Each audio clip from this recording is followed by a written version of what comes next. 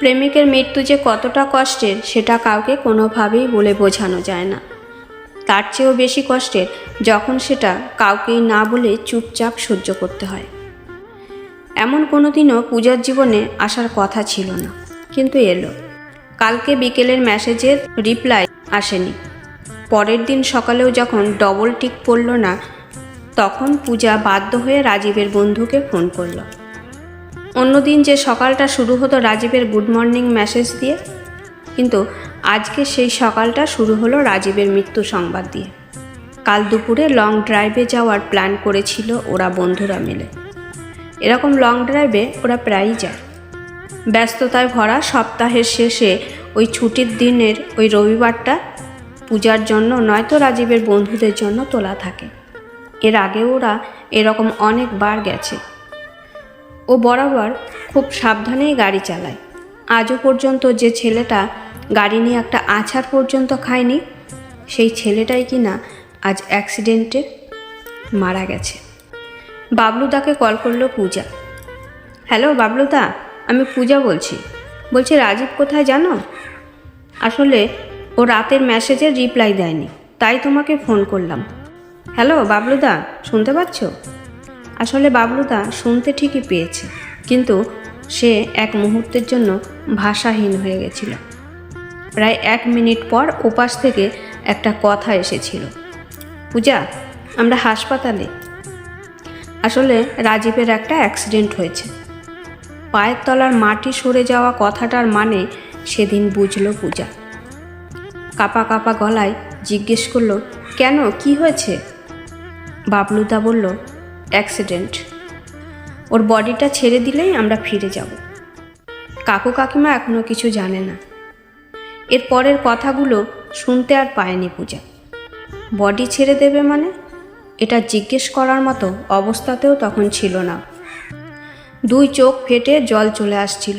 মাটির উপর বসে 2 হাত পা ছুঁড়ে তখন কাঁদতে ইচ্ছে করছিল, কিন্তু পারল না। পূজার মা বলল, কিরে, কাকে ফোন করছিস এত সাত সকালে? মায়ের এই প্রশ্নের উত্তর ছিল না পূজার কাছে। বন্ধুর ফোন বলে এড়িয়ে গেল মাকে। খুব ইচ্ছা করছিল মাকে জড়িয়ে ধরে কান্না করতে, কিন্তু পারল না, কারণ মায়ের সাথে সেই বন্ধুত্ব পূজার ছিল না। রাজীবের কথাও বলেনি সাহস করে কোনোদিনও। বললে হয়তো এত কষ্টের কান্নাটা আর চেপে রাখতে হতো না। বিছানার উপর বসে পড়ল। এই সময় কি করা উচিত বুঝে উঠতে পারল না। 5 বছরের এত সুন্দর আস্ত একটা সম্পর্ক এক মুহূর্তে ভেঙে চুরমার হয়ে গেল। আর সেটা এমনভাবে ভাঙল যে জীবনে আর কোনো দিনও জোড়া লাগানো সম্ভব নয়। সারাদিন পূজাকে আর 5টা দিনের মতো সব কষ্ট চেপে কাজগুলো করতে হলো। আজকে যদি রাজীব পূজার স্বামী হতো, তাহলে হয়তো সবাই তাকে কত সান্ত্বনা দিত। মাও এতক্ষণে তাকে বুকে জড়িয়ে ধরত। কিন্তু না, এত কিছুর মাঝে তার কোনোটাই জুটল না। আবার তার চেয়েও কিছু কমও ছিল না। সকাল 10টা নাগাদ পূজার বন্ধুরা একের পর এক সবাই ফোন করতে লাগলো পূজাকে। এতক্ষণে রাজীবের অ্যাক্সিডেন্টের কথাটা পূজার বন্ধুরা সবাই জেনে গেছে, তাই ফোনের পর ফোন আসতে লাগলো পূজাকে সান্ত্বনা দেওয়ার জন্য। আর ইতিমধ্যেই পূজার মা বন্ধুদের এত বারবার ফোন আসা দেখে আর পূজার মুখের হাবভাব দেখে আন্দাজ করে নিয়েছিল যে পূজার সাথে সাংঘাতিক কিছু একটা হয়েছে। তারপর পূজার মা পূজাকে কি হয়েছে বিষয়টা জিজ্ঞাসা করতেই পূজা তার মাকে জড়িয়ে ধরে হাউহাউ করে কাঁদতে শুরু করে আসল কথাটা বলে ফেলল। পূজার মা ছিলেন খুব সহৃদয় ব্যক্তি। তিনি পূজার এই রকম কষ্ট দেখে নিজেই পূজাকে সাথে নিয়ে রাজীবের বাড়ি যান। পূজাকে একবার শেষবারের জন্য রাজীবের মুখটা দেখাতে। ওখানে যেতেই রাজীবের মা পূজা আর তার মাকে দেখে কিছুটা বিরক্ত বোধ হলো। তার কথা, পূজাই নাকি লোক দিয়ে রাজীবকে মেরেছে। কারণ রাজীবের মৃত্যুর 2 দিন আগে রাজীব আর পূজার মধ্যে রাজীবের লং ড্রাইভে যাওয়া নিয়ে একটু ঝামেলা হয়েছিল। কারণ পূজা চেয়েছিল রাজীবের সাথে একটু পার্কে ঘুরতে যেতে, আর রাজীব চেয়েছিল বন্ধুদের সাথে একটু লং ড্রাইভে যাবে।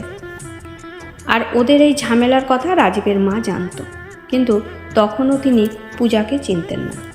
তাই আজ যখন রাজীব আর বেঁচে নেই, অ্যাক্সিডেন্টে মারা গেছে, তখন রাজীবের মা সেই দোষটা পূজার উপর চাপিয়ে দিলেন।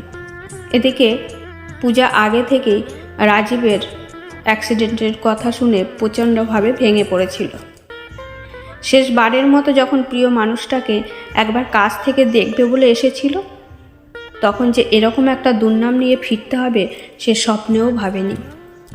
আসলে পূজা রাজীব দুজন দুজনকে ভীষণ ভালোবাসত, কিন্তু তাদের মাঝে যে এরকম একটা কালো ছায়া নেমে আসবে তারা কখনো ভাবেনি।